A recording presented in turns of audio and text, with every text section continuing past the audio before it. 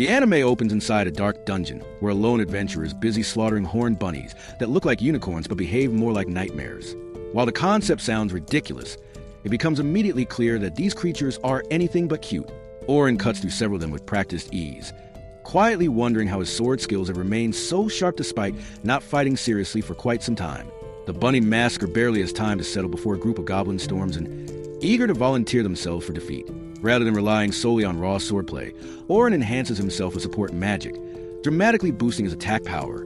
The effect allows him to tear through multiple goblins at once, proving that versatility can be just as lethal as specialization. Unfortunately, the magic lasts only 3 minutes, forcing Oren to recast it immediately once it wears off. Missing that window during an intense battle would be less oops and more fatal mistake. After what could generously be called a productive day at work, slaying monsters for a living, Oren returns to the hero's party mansion, expecting recognition or at least a pat on the back. Instead, he receives something far less pleasant. His childhood friends, now his teammates, inform him that he is being dismissed from the party entirely. The promotion he had unknowingly hoped for turns into a spectacular demotion straight out the door. Naturally, Oren argues his case, pointing out that Oliver's decision-making skills leave much to be desired. Oliver, however, remains unmoved. According to him, Oren is talented at everything but exceptional at nothing. Every member of the hero's party specializes in a single role, attack, defense, or support, and they no longer need a jack-of-all-trades who can do a bit of everything. What they want is a dedicated enchanter capable of delivering overwhelming support magic. Oren had been filling that role out of necessity, not preference, simply because no one else in the clan could. That temporary solution, Oliver explains, has reached its expiration date. To make matters worse, Oliver drops the final blow. The clan already has a new enchanter lined up, and the group has collectively decided that Oren's flexibility is more of a liability than an asset. With nothing left to argue, Oren thanks the clan for their time together and leaves the office without another word. His blank expression speaks louder than any outburst ever could. To vent the frustration of betrayal, Oren does what he knows best. He dives back into dungeon hunting. Though the wound left by his former friends is still fresh, it fuels a new resolve rather than breaking him. Instead of remaining a jack of all trades, he decides to aim higher and become a master of all trades.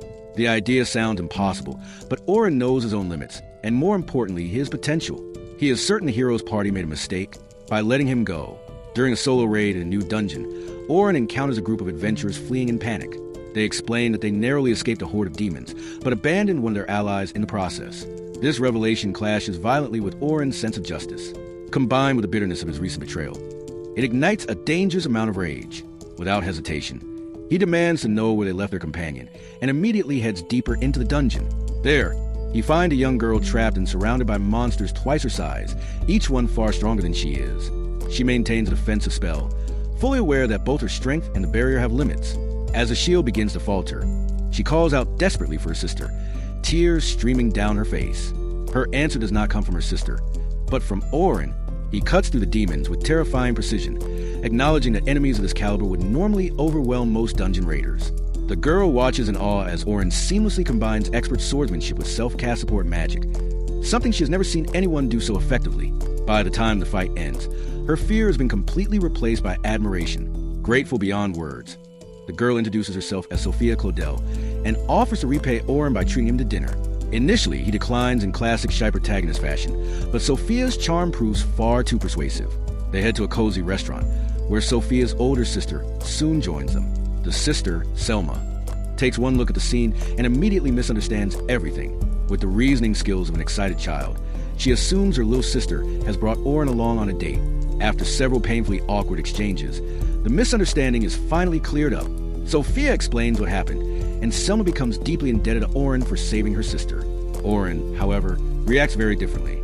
Selma is no ordinary woman. She is a powerful enchantress and the very person who influenced Oliver's belief that the hero's party needed stronger, more specialized support. She was the one who promoted rigid dungeon roles, swordsmen, defenders, and dedicated enchanters. That system revolutionized dungeon raiding, but it also pushed adaptable fighters like Oren out of demand. Ironically, the person responsible for reshaping modern dungeon teams is now sitting right in front of him. Despite this, Oren feels no resentment. After speaking with Selma, he recognizes her as someone who genuinely saved lives by improving how dungeon raids operate, not as someone who stole his place. That realization says a great deal about a character. Selma, in turn, sees potential in Oren. She does not judge him for being dismissed from a hero's party, and instead recognizes his rare versatility. She invites him to assist the Night Sky Silver Rabbits, one of the most prestigious clans in the country, for a single job. Though still cautious after his recent betrayal, Oren accepts, reassured by the fact that he is not officially joining, just helping out.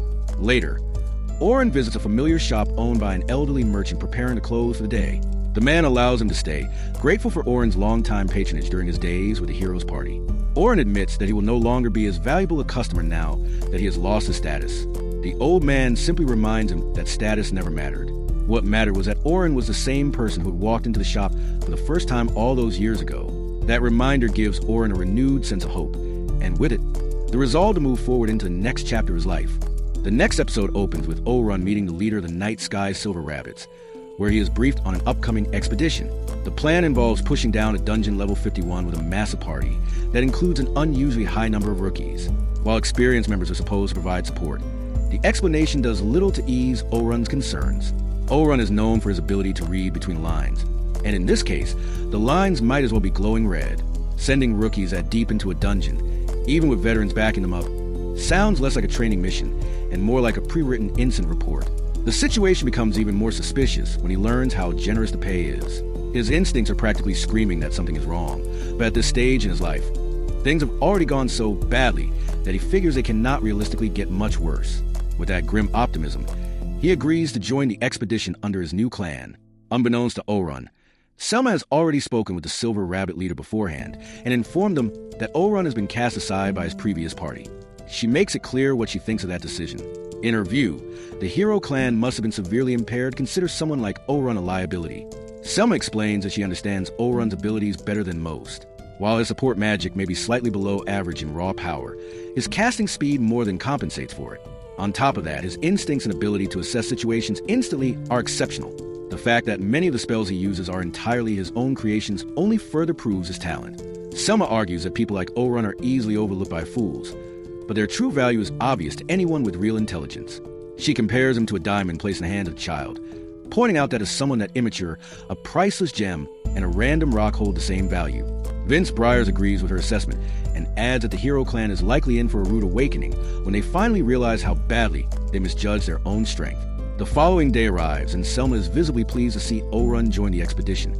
She gathers a large group of rookies and delivers a rousing speech meant to boost morale, though her method is, at best, questionable.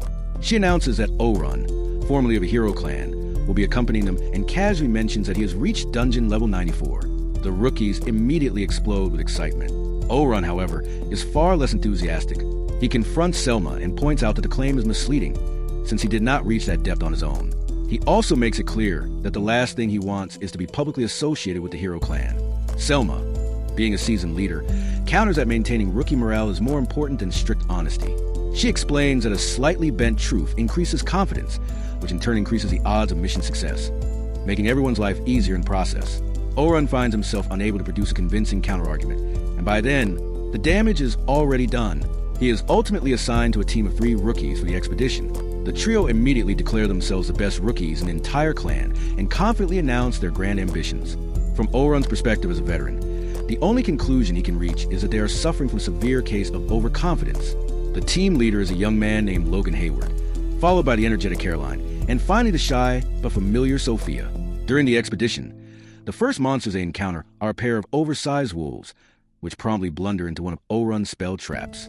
How none of the rookies detect the wolves beforehand remains a mystery, rivaling the Bermuda Triangle, especially given that they are supposedly trained for exactly this scenario. As they continue through the dungeon, the difficulty steadily increases, forcing the rookies to reveal their abilities. While all 3 prove capable, their flaws quickly become apparent. Logan, in particular, behaves less like a commanding leader and more like a stressed-out child venting his frustrations whenever things go wrong. Eventually, the party reaches their objective for the day, and everyone returns safely. The next morning, Oren wakes up only to discover that his former party has metaphorically shoved yet another middle finger in his direction. The hero clan has publicly announced that they have acquired a new enchanter and have officially parted ways with Oren. The announcement feels less like a professional separation and more like a public execution of his reputation. Needing to clear his head, Oren heads out and unexpectedly encounters another familiar face, Luna. She attempts to convince him to return to the party, insisting that not everyone agreed with how things were handled. Orun refuses, explaining that his former teammates did not simply let him go, they humiliated him. While Luna may be one of the few good things about the clan, one person alone cannot overturn the will of the entire group. With that, Orun parts ways with her as well. The next episode opens with Orun making his way toward the Night Sky Silver Rabbits expedition site, his mood noticeably somber. His thoughts are consumed by the same fear that has haunted him since morning. How his peers and the rookies would now perceive him after the explosive article that dominated the front page. Until yesterday, he had managed to keep the truth buried, but now the entire world knew. The report revealed that he had not left his previous party by choice. He had been expelled. Worse still, it openly declared that his banishment was due to his weakness. Orun fully expects the rookies of the Night Sky Silver Rabbits to regard him with suspicion and doubt. When he finally arrives and greets them with a strained smile, his fears are quickly confirmed. The rookies return his greeting with far less enthusiasm than before. Even the most oblivious observer could tell that they had learned the truth overnight and no longer looked up to him as they once had. The tension in the air is unmistakable. Though the rookies have lost faith in him, their respect for hierarchy keeps them from voicing their doubts openly. The atmosphere shifts when Selma arrives. Without hesitation, she offers a public apology to Orun. She explains that she had previously used his former party affiliation to bolster the rookie's morale, only for the news of his banishment to completely undermine that effort. Orun responds calmly, telling Selma to lift her head as she always does. He insists that she has nothing to apologize for. At that moment, one of the members of the Night Sky Silver Rabbit speaks up, pointing out that the reason behind Orun's expulsion is ultimately irrelevant. What truly matters, they argue, is that Orun has experienced reaching as deep as dungeon level 94. That alone makes him an invaluable asset. His record proves that he is more than capable of guiding a group of rookies safely to level 51.